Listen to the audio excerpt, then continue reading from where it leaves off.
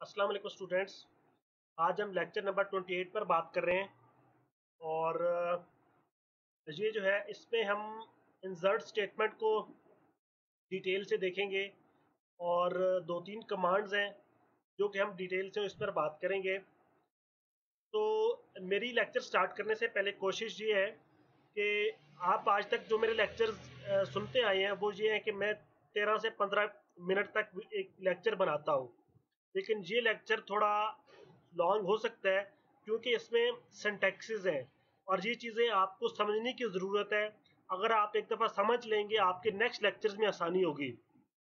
तो मेरी आप लोगों से ये रिक्वेस्ट है कि अगर ये लेक्चर थोड़ा लॉन्ग चला जाता है 20 से 25 मिनट तक, मैं कोशिश करूँगा कि उसको ज़्यादा लंबा ना करूँ। तो अगर ये लेक्चर थोड़ा लंबा चला जाता है, लॉन्ग चला जाता है, तो आप इस लेक्चर को कंप्लीट देखें क्योंकि मेरी कोशिश है कि जो सिंटैक्सेस हैं और जो इस लेक्चर का जो बेसिक है, जो आगे चीज़ें आपको काम आएंगी, वो भी आपको मैं वही चीज़ें यहाँ पे समझा दूँ। इसलिए मेरी आपसे रिक्वेस्ट है कि ये लेक्चर आप कंप्लीट लास्ट तक देखें। तो चलते हैं अपनी इंसर्ट स्टेटमेंट पर। ठीक है, इंसर्ट। अब ये देखिए यहाँ पे ये दो फॉर्मेट बता रहा है। ठीक है, इंसर्ट एक तो ये है कि table one column list, values और क्वेरी स्पेसिफिकेशन।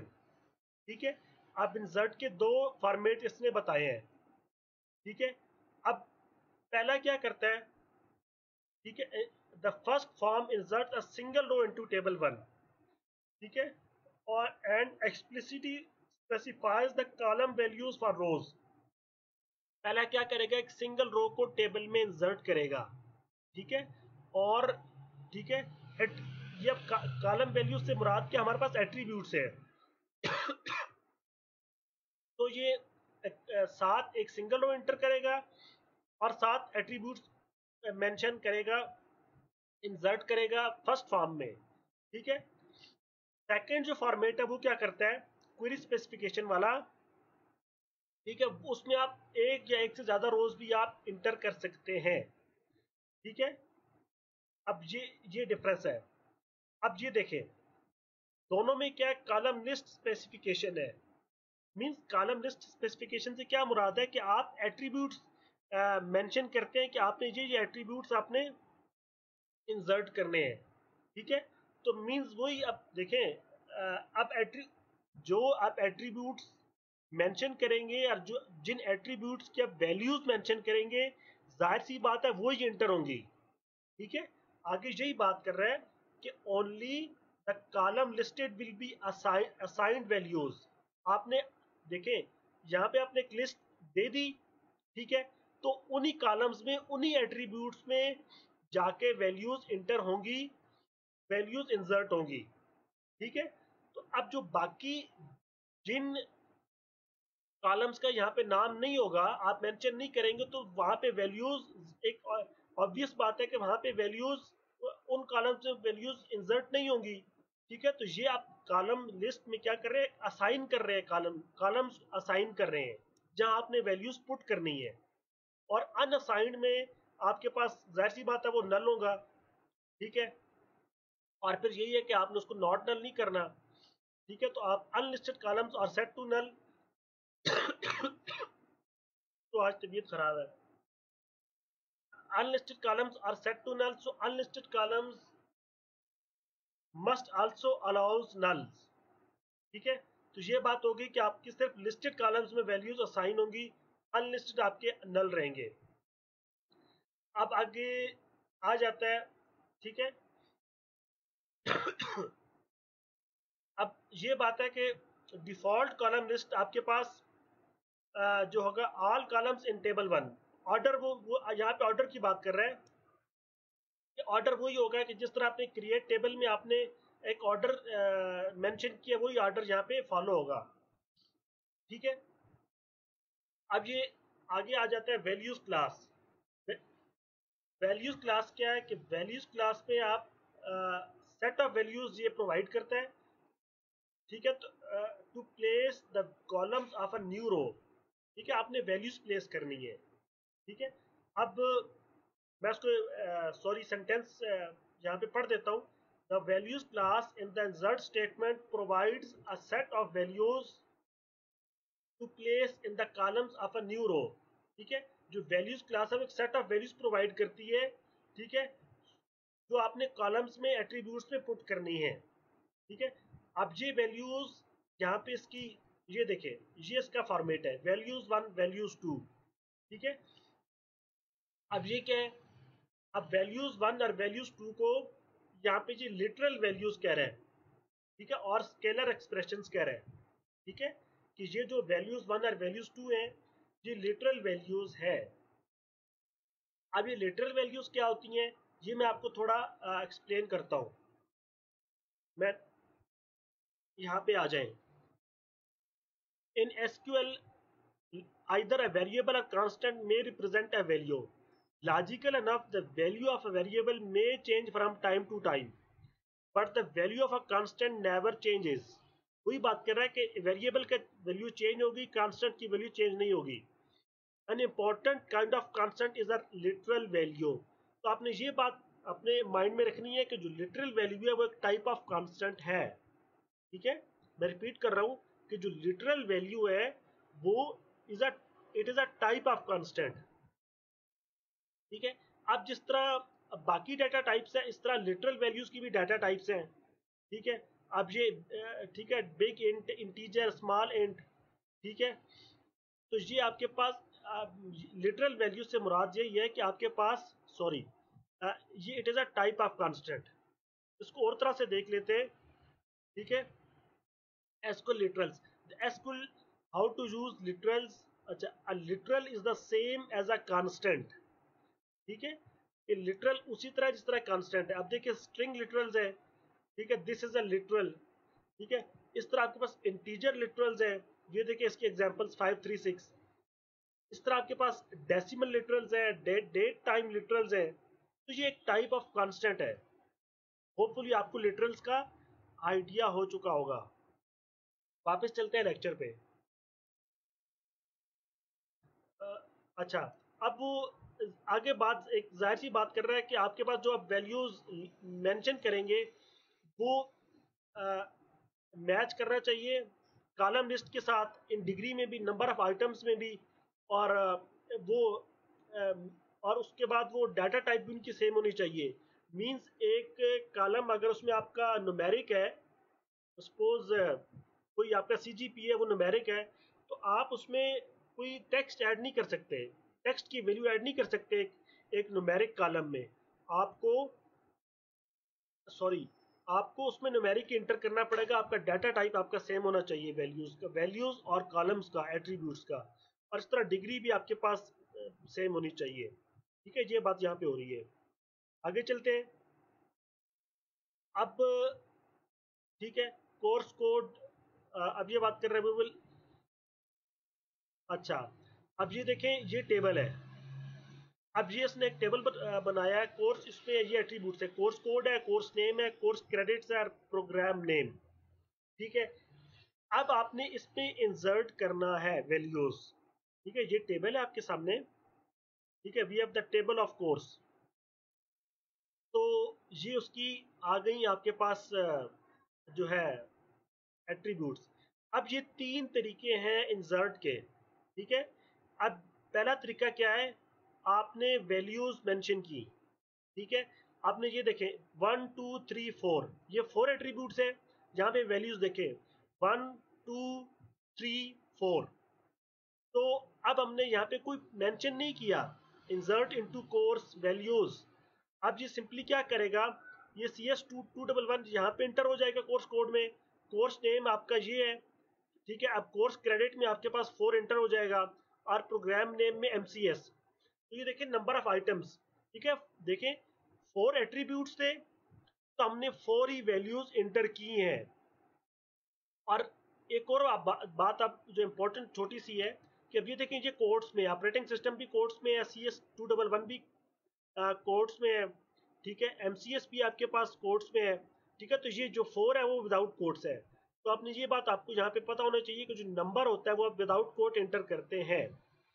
ठीक है, अब ये आपके पास एक सिंपल आपके पास स्टेटमेंट थी जिसमें आपने हर एट्रीब्यूट के अगेंस्ट आपने वैल्यूज पुट कर दी है। ये पहला एक तरीका है, ठीक है। हमने उसमें एट्रीब्यूट्स के नाम मेंशन नहीं किए क्योंकि हमने सब we have to enter values for all the attributes, ठीक है। हमने इन चारों के अगेंस्ट वैल्यूज पुट किए।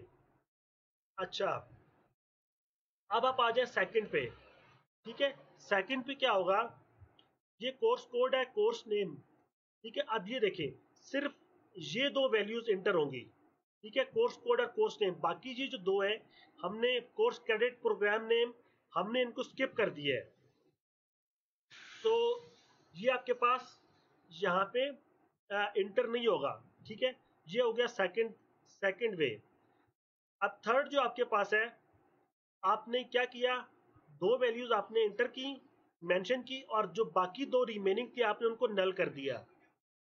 तो ये आपके पास तीसरा तरीका है, ठीक है।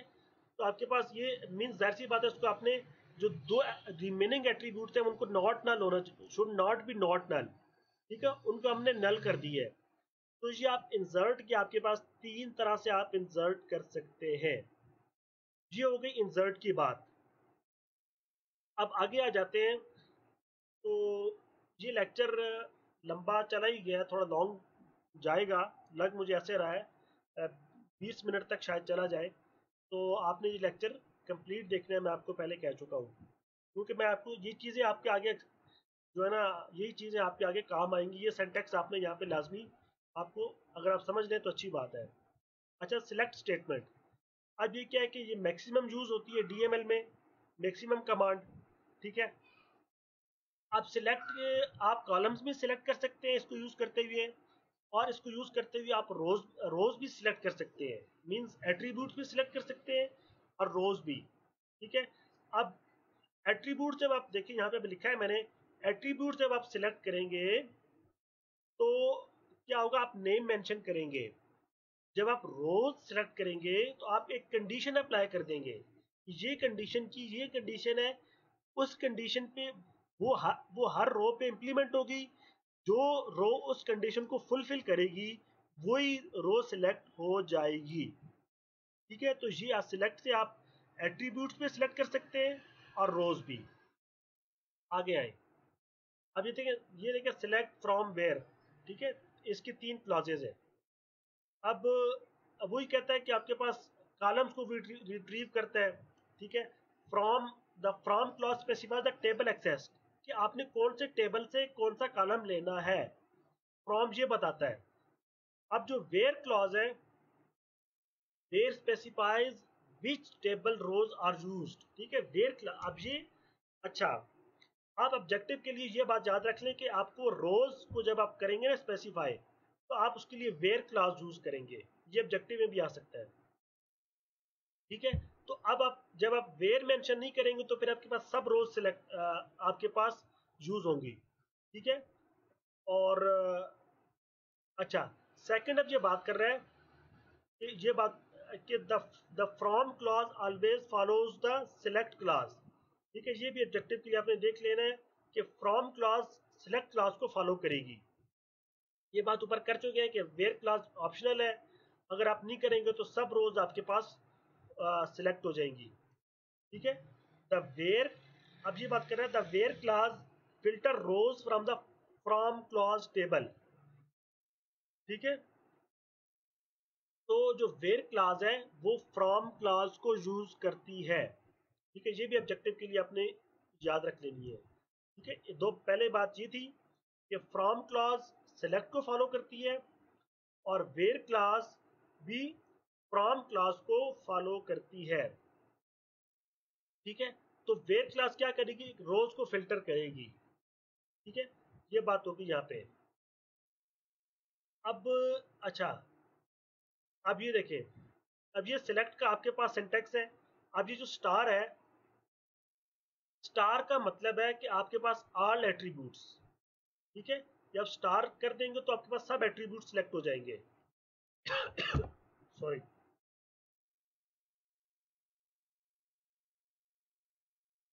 आप जो स्टार करेंगे, और ये ऑप्शनल है, या तो आप स्टार करेंगे या फिर कॉलम नेम आप एट्रीब्यूट नेम मेंशन करेंगे। और ये जो कामा और उसके बाद डॉट और एन है, इसका मतलब ये है कि आपने कॉलम्स यहाँ पे मेंशन करने हैं, एक कॉलम मेंशन करेंगे, फिर आप कामा पुट करेंगे, फिर दूसरा कॉलम आप मेंशन करेंगे, यानी दूसरा एट्रीब्यूट, फिर कामा, फिर उसके बाद तीसरा एट्रीब्यूट या कॉलम। इस तरह ये आपके पास चलता रहेगा जितने आपके पास एट्रीब्यूट्स है। तो ये आपके पास देखिए, an means to write multiple columns with commas in between them. तो ये आपके पास है, ठीक है।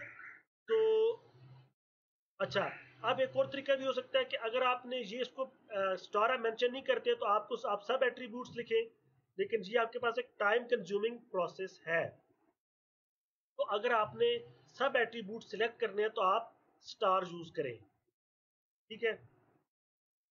आगे चलते हैं। अब ये देखें, इसने स्टार किया और सब आपके पास एट्रीब्यूट सिलेक्ट हो गए, ठीक है। अब आपके पास क्या हुआ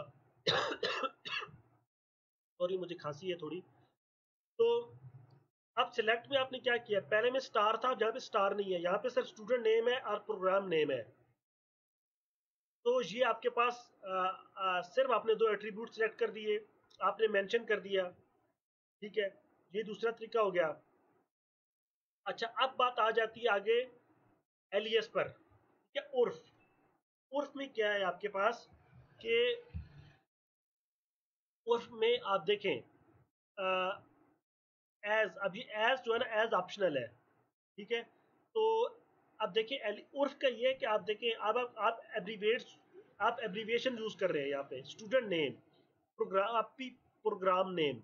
तो अब ये आपको पता है कि पी आर से मुराद है प्रोग्राम और एस टी से मुराद है स्टूडेंट, लेकिन किसी लेमैन को या किसी और को नहीं, ये भी पॉसिबिलिटी है कि उसको नहीं पता चलता कि एस टी से क्या मुराद है। इसलिए आप एलियस यूज करते हैं और उसकी जगह आप कंप्लीट नाम दे देते हैं। अब ये देखें, ये देखें, अब एलियस क्या है, student name as student name. अब ये देखें, प्रोग्राम नेम प्रोग्राम। अब अब पहले में इसने एज यूज किया है, यहाँ पे इसने प्रोग्राम नेम के बाद एज यूज नहीं किया क्योंकि ये ऑप्शनल है। तो इस तरह से अब देखें, आप अगर एलियस यूज नहीं करेंगे तो फिर आपका आउटपुट एट्रीब्यूट्स का नाम इस तरह आएगा ऊपर, student name program name P R R S T. लेकिन जब आप एलियस यूज करेंगे, इस तरह आप जब आप कमांड लिखेंगे तो फिर आपके पास ये देखिए पूरा आ जाएगा, स्टूडेंट नेम और प्रोग्राम। अब ये देखिए, ये बिल्कुल क्लियर है, हर किसी को ये समझ आती है। तो ये एलियस का ये फायदा है, ठीक है। अब आगे आ जाते हैं एक्सप्रेशन पे, ठीक है। सिलेक्ट का एक्सप्रेशन। अब ये देखें, अब ये तो थी attribute, student ID course code. अब ये जो बात कर रहा है, ठीक है, अब ये देखिए, ये कॉलम्स में नहीं है, मिड टर्म के मार्क्स अलग है, सेशनल मार्क्स अलग कहीं पड़े हैं, ठीक है। हम ऐसी कमांड देते हैं, एक्सप्रेशन देते हैं कि वो मिड टर्म को भी प्लस कर दे, मिड टर्म और सेशनल मार्क्स को प्लस कर दे। तो ये क्या करेगा, हम इस तरह से, यानी आप एक्सप्रेशन आप लिखेंगे तो ये आपको आउटपुट दे देगा, ठीक है। तो ये आपके पास, आप एक्सप्रेशन के थ्रू भी आप जो है ना कर सकते हैं। अब आगे बात आ जाती है डिस्टिंक्ट कीवर्ड पे, ठीक है। डिस्टिंक्ट क्या है, मींस कि ये एक तो ये इसके दो फायदे हैं, ये डुप्लीकेशन को अवॉइड करता है और डिस्टिंक्ट एलिमेंट्स को रिटर्न करेगा। अगर आप डिस्टिंक्ट यूज नहीं करते तो फिर आपके पास आउटपुट किस तरह की होगी। आप इधर ये देखिए, एमसीएस दो दफा रिपीट हो रहा है, बीआईटी दो दफा रिपीट हो रहा है, ठीक है। अगर आप डिस्टिंक्ट नहीं यूज करते तो इस तरह का आउटपुट आपके पास आएगा।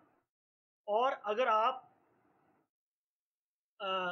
डिस्टिंक्ट यूज करते हैं, ठीक है, अब इस तरह से सिलेक्ट डिस्टिंक्ट कॉलम नेम्स, ठीक है। तो उसमें क्या होगा, अब ये देखें, अब इसमें बीसीएस एक दफा आ रहा है, बीआईटी एक दफा आ रहा है, एमसीएस एक दफा आ रहा है, एमबीए, यानी हर प्रोग्राम सिर्फ एक दफा आएगा। डिस्टिंक्ट प्रोग्राम्स आपके पास सिलेक्ट हो जाएंगे।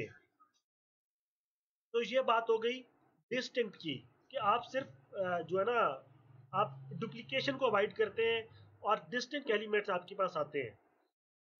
तो यहाँ पे वही बात रिपीट हो रही है कि वेयर क्लास के बारे में, कि जी वो फिल्टर करता है रोज को, ठीक है। ये सेम बात ऊपर हम कर चुके हैं। और ये ठीक है, अब आपने ये रोज को सिलेक्ट करेगा कंडीशन के थ्रू वेयर क्लास, ठीक है। अब फ्रॉम, अब क्या होता है कि ये थोड़ा ऑब्जेक्टिव के लिए कि following the where key word is a logical expression also known as a predicate, ठीक है। कि आपने वेयर के बाद आपके पास एक एक्सप्रेशन आएगा जिसको आप क्या कहते हैं, प्रेडिकेट। तो अभी आपने इसके लिए ऑब्जेक्टिव के लिए भी याद रख लेना है कि बेसिक जो प्रेडिकेट है वो आपके पास है कंपैरिजन। बेसिक प्रेडिकेट आपके पास क्या है, कंपैरिजन है, ठीक है। आपने ये किया, कलर आपने रेड किया, तो अब अगर जहाँ पे रेड नहीं होगा तो वो सिलेक्ट नहीं होगा, ठीक है। तो ट्रू हो जाएगा अगर आप वो स्ट्रिंग मैच करता है रेड के साथ, फॉल्स हो जाएगा अगर रेड नहीं है, ठीक है। तो ये आपके पास इस तरह से आपका प्रेडिकेट रन होता है, ठीक है। तो कंपैरिजन एक्सप्रेशन से क्या होता है, आप टेबल के कंटेंट्स को आप कंपेयर करते हैं, और ठीक है, तो आप कंपैरिजन से आप दो कॉलम्स को भी कंपेयर कर सकते हैं। तो ये बात थी यहाँ पे वेयर क्लॉज और कंपैरिजन की, ठीक है। और यहाँ पे ये देखें, अब ये बात ऑब्जेक्टिव के लिए कि देख लें आप कि सिलेक्ट और फ्रॉम जो होते हैं वो कीवर्ड वो रिट्रीव डाटा हासिल करने के लिए, डाटा गेट करने के लिए यूज होती है क्वेरीज, ठीक है। और जो डिस्टिंक्ट है, ठीक है, वो आपके पास क्या होता है, अगर आप डिस्टिंक्ट यूज करेंगे ना कीवर्ड, तो आपके पास डुप्लीकेशन वैल्यूज नहीं आएंगी, वैल्यूज डुप्लीकेट नहीं होंगी, ठीक है। तो ये वही आपके पास स्टार की बात कर रहा है यहाँ पे। तो ये लेक्चर यहाँ पे कंप्लीट हो रहा है। मैंने कोशिश की है कि ज़्यादा लेक्चर ज़्यादा ना जाए लंबा, और ये 20 मिनट तक गया है। तो होपफुली मैं उम्मीद करता हूँ कि आपको आज का लेक्चर अच्छा लगा होगा, समझ आया होगा। अगर कोई क्वेश्चन आपको इसके बारे में, अगर सॉरी, अगर आज के लेक्चर के बारे में कोई क्वेश्चन है, आप मुझे नीचे कमेंट में आप मुझसे पूछ सकते हैं। और इंशाल्लाह जो हमारा नेक्स्ट लेक्चर होगा वो हमारा होगा लेक्चर नंबर 29, और इसमें हम थोड़ी डिटेल से वेयर क्लॉज पे बात करेंगे। तो हम ये नेक्स्ट लेक्चर में बात करेंगे। अगर आपको मेरा लेक्चर अच्छा लगा है तो आप इसे दोस्तों के साथ भी शेयर करें, ताकि सब लोगों को स्टडी में फ़ायदा हो। इंशाल्लाह आपसे नेक्स्ट लेक्चर में मुलाकात होती है। तब तक के लिए अल्लाह हाफिज़। पाकिस्तान जिंदाबाद।